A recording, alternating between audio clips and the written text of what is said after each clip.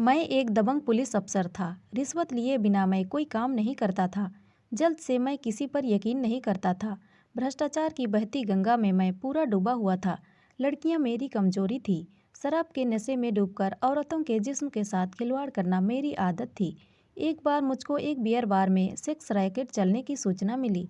सूचना मिलते ही मैंने अपने दलबल के साथ वहां छापा मारा।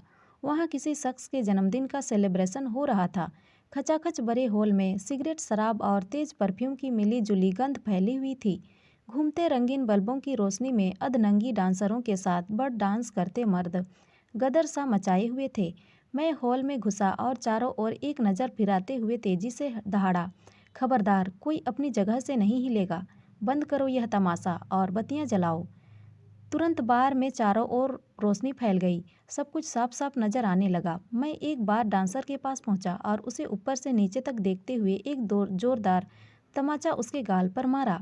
वह बार डांसर गिर पड़ती कि मैंने उसे अपनी बाहों में सहारा देकर थाम लिया और बार मालिक को थाने में मिलने का आदेश देते हुए मैं उस बार डांसर को अपने साथ लेकर बाहर निकल गया। मैंने सोचा कि उस लड़की को थाने में ले जाकर बंद कर दूं। फिर कुछ सोचकर मैं उसे अपने घर ले आया। उस रात वह बार डांसर नशे में चूर मेरे बिस्तर पर ऐसी सोई जैसे कई दिनों से ना सोई हो। दूसरे दिन मैंने उसे नींद से जगाया और गर्मा गर्म चाय पीने को दी। उसने चालाक हिरनी की तरह बिस्तर पर पड़े पड़े अपने चारों ओर नजरें फेरी। अपने आप को महफूज जान उसे तसल्ली हुई। उसने सामने खड़े मुझको देखा, जो मैं उसे यहाँ उठा लाया था। मैं उस बार डांसर से पुलिसिया अंदाज में पेश हुआ तो वह सहम गई, मगर जब मैं थोड़ा मुस्कुराया तो उसका डर जाता रहा और खुलकर अपने बारे में सब कुछ सच बताने लगी। वह देहरादून की रहने वाली है। वह पढ़ी लिखी और अच्छे घर की लड़की है। उसके पिता ने उसकी बहनों की शादी अच्छे घरों में कर दी है। वह थोड़ी सांवली थी, इसीलिए उसकी अनदेखी कर दी। इससे दुखी होकर वह एक लड़के के साथ घर से भाग गई। रास्ते में उस लड़के ने भी धोखा देते हुए उसे किसी और के हाथ बेचने की कोशिश की। वह किसी तरह से उसके चंगुल से भागकर यहाँ आ गई और पेट पालने के लिए वह बार में डांस करने लगी। मैं बोला, तुम्हारे जैसी लड़कियाँ जब रंगे हाथ पकड़ी जाती हैं तो यही बोलती हैं कि वे बेकसूर हैं। ठीक है, तुम्हारा केस थाने तक नहीं जाएगा, बस तुम्हें मेरा एक काम करना होगा। मैं तुम्हारा ख्याल रखूँगा। मुझे क्या करना होगा? उस बार डांसर के मासूम चेहरे पर चालाकी के भाव तैरने लगे थे। मैंने उसे घूरते हुए कहा, तुम मेरे लिए मुखबरी करोगी? उस बार डांसर को अपने बचाव का कोई उपाय नहीं दिखा। वह बेचारी का भाव लिए एकटक मेरी ओर देखने लगी। मैं पकड़ी गई। लड़कियों से मुखबिरी का काम करवाता था। लड़कियां बेचकर मैं मुर्गा फंसाता था। पकड़े गए अपराधियों से केस रफा दफा करने के एवज में उनसे हजारों रुपये वसूलता था। शराब के नशे में कभी कभी तो मैं बाजारू औरतों को भी घर लाने लगा था, जिसके चलते मेरी पत्नी मुझे छोड़कर मायके में रहने लगी थी। इस बार डांसर को भी मैं यही सोचकर लाया था कि उसे इस्तेमाल करके छोड़ दूंगा, पर इस लड़की ने ना जाने कौन सा जादू किया जो मैं अंदर से पिघला जा रहा था। मैंने पूछा, तुम्हारा नाम क्या है? स्मृति। जानती हो मैं तुम्हें यहाँ क्यों लाया हूँ? जी नहीं, क्योंकि थाने में औरतों की इज्जत नहीं होती। तुम्हारी मोनालिसा की सूरत देखकर मुझे तुम पर तरस आ गया है। मैंने जितनी लड़कियों को अब तक देखा है उनमें एक वो वाली अपील दिखी और मैंने उनसे भरपूर मजा उठाया, मगर तुम्हें देखकर मेरी बातों से अब तक चालाक स्मृति भाप चुकी थी। यह आदमी अच्छी नौकरी करता है, मगर स्वभाव से लंपट है, मालदार भी है, इसे साध लिया जाए। स्मृति ने भोली बनने का नाटक करते हुए चाल चली। मैं क्या सचमुच मोनालिसा दिखती हूँ? स्मृति ने पूछा। तभी तो मैं तुम्हें थाने ना ले जाकर यहाँ ले आया हूँ। स्मृति को ऐसे ही मर्दों की तलाश थी। उसने मन ही मन एक योजना तैयार कर ली। एक तिरछी नज़र मेरी ओर फेंकी और मचल कर खड़ी होते हुए बोली, ठीक है, मैं चलती हूँ सर। तुम जैसी खूबसूरत लड़की तो गिरफ्त में लेने के बाद कौन बेवकूफ़ छोड़ना चाहेगा? तुम जब तक चाहो यहाँ रह सकती हो। वैसे भी मेरा दिल तुम पर आ गया है।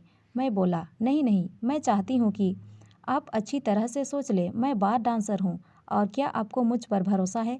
मैंने काफ़ी औरतों को देखा है, लेकिन ना जाने तुम में क्या ऐसी कशिश है जो मुझे बार बार तुम्हारी तरफ खींच रही है। तुम्हें विश्वास ना हो तो फिर जा सकती हो। स्मृति एक शातिर खिलाड़ी थी। वह तो यही चाहती थी, लेकिन वह डी को थोड़ा और ठोक मजा लेना चाहती थी, ताकि डी में माल भर जाने के बाद ले जाते समय कहीं टूट ना जाए। वह एकाएक पूछ बैठी, क्या आप मुझे अपनी बीवी बना सकते हैं? हाँ हाँ, क्यों नहीं। मैं नहीं चाहता कि मैं जिसे चाहूँ वह कहीं और जाकर नौकरी करे। आज से यह घर तुम्हारा हुआ। कहकर मैंने घर की चाबी एक झटके में स्मृति की ओर उछाल दी। स्मृति को खजाने की चाबी के साथ सैया भी और कोतवाल भी मिल गया था। उसके दोनों हाथ में लड्डू था। वह रानी बनकर पुलिस वाले के घर में रहने लगी। मैं एक फरेबी के जाल में फंस चुका था। अगले दिन स्मृति ने मुझको फिर फड़कना चाहा कि कहीं मैं उसके साथ केवल ऐश मौज करना ही चाहता हूँ या फिर वाकई में इस मसले पर गंभीर हूँ। कहीं मैं उसे मसलकर छोड़ ना दूँ, फिर तो उसकी बनी बनाई योजना मिट्टी में मिल जाएगी। स्मृति घड़ियाले आंसू बहाते हुए कहने लगी, मैं भटक कर गलत रास्ते पर चल पड़ी थी। मैं जानती थी कि जो भी मैं कर रही हूँ वह गलत है, मगर कर भी क्या सकती थी। घर से भागी हुई हूँ ना, और तो और मेरे पापा ने ही मेरी अनदेखी कर दी। मैं क्या कर सकती थी। मैं घर जाना नहीं चाहती। मैं अपनी ज़िंदगी से हारी हुई हूँ। स्मृति, तुम अपने रास्ते से भटक कर जिस दलदल की ओर जा रही थी वहाँ से निकलना नामुमकिन था। तुमने अपनी मन की नहीं सुनी और गलत जगह फंस गई। खैर, मैं तुम्हें बचा लूँगा, पर तुम्हें मेरे दिल की रानी बनना होगा। मैं उसे समझाते हुए बोला, तुम मुझे भले ही कितना चाहते हो, लेकिन मैं तुम्हारे साथ नहीं रह सकती।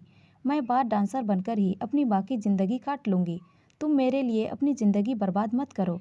तुम एक बड़े अफसर हो और मैं बार डांसर। मुझे भूल जाओ। स्मृति ने अंगड़ाई लेते हुए अपने नैनों के बाण ऐसे चलाए कि मैं घायल हुए बिना नहीं रह सका। यह तुम क्या कर रही हो स्मृति? अगर भूलना ही होता तो मैं तुम्हें उस पार से उठाकर नहीं लाता।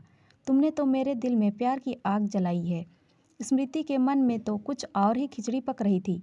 उसने मुझको अपने रूप जाल में इस कदर फंसा लिया था कि मैं आंख बंद कर उस पर भरोसा करने लगा था। मेरे बाहर जाने के बाद स्मृति ने पूरे घर को छान मारा कि कहाँ क्या रखा है। वह मेरे पैसे से अपने लिए कीमती सामान खरीदारी की। मुझको कोई शक ना हो इसके लिए वह पूरे घर को साफ सुथरा रखने की कोशिश करती थी। मुझको भरोसे में लेकर स्मृति अपना काम कर चुकी थी। अब भागने की तरकीब लगाते हुए एक शाम उसने मेरी बाह में झूलते हुए कहा, एक अच्छे पति के रूप में तुम मिले, इससे अच्छा क्या हो सकता है। मैं तो जिंदगी भर तुम्हारी बनकर रहना चाहती हूँ, लेकिन कुछ दिनों में मुझे अपने घर की याद आ रही है। मैं तुम्हें भी अपने साथ ले जाना चाहती थी, मगर मेरे परिवार वाले बहुत अड़ियल हैं। वह इतनी जल्दी अब तुम्हें नहीं अपनाएंगे। मैं चाहती हूँ कि पहले मैं वहाँ अकेली जाऊँ। जब वे मान जाएंगे तब उन लोगों को सरप्राइज देने के लिए मैं तुम्हें खबर करूँगी। तुम गाड़ी पकड़ कर आ जाना। ड्रेसिंग टेबल पर एक डायरी रखी हुई है, उसमें मेरे घर का पता, फ़ोन नंबर लिखा हुआ है। जब मैं तुम्हें फ़ोन करूँगी तब तुम आओगे ना? क्यों नहीं जाने मन?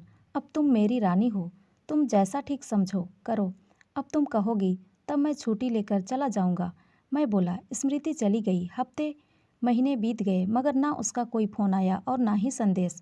मैंने जब उसके दिए नंबर पर फ़ोन मिलाया तो नंबर गलत बताने लगा। मैंने जब अलमारी खोली तो रुपये, पैसे, सोने चांदी के गहने वगैरह सब गायब थे। घबराहट में मैं स्मृति के दिए पते पर उसे खोजते हुए पहुंचा तो इस नाम की कोई लड़की नहीं थी, ना उसका परिवार वहां मिला। मैं घर वापस आया, फिर से अलमारी खोली, देखा तो वहां एक छोटा सा पर्चा रखा मिला जिसमें लिखा था, मुझे खोजने की कोशिश मत करना। तुम्हारे सारे पैसे और गहने मैंने पहले ही गायब कर दिए हैं। मैं जानती हूँ कि तुम पुलिस की नौकरी करते हो। रिपोर्ट दर्ज कराओगे तो खुद ही फंसोगे कि तुम्हारे पास इतने पैसे कहाँ से आए। तुमने पहली पत्नी के रहते दूसरी शादी कब की? यह पढ़कर मेरा सिर चकरा गया और अपनी बेवकूफ़ी पर पछता रहा था, क्योंकि मैं कुछ भी कर नहीं सकता था और मैं हाथ मलता रह गया। तो दोस्तों, ये कहानी आपको कैसी लगी कमेंट में ज़रूर बताएं और अच्छी लगी हो तो लाइक, शेयर और सब्सक्राइब ज़रूर करें। धन्यवाद।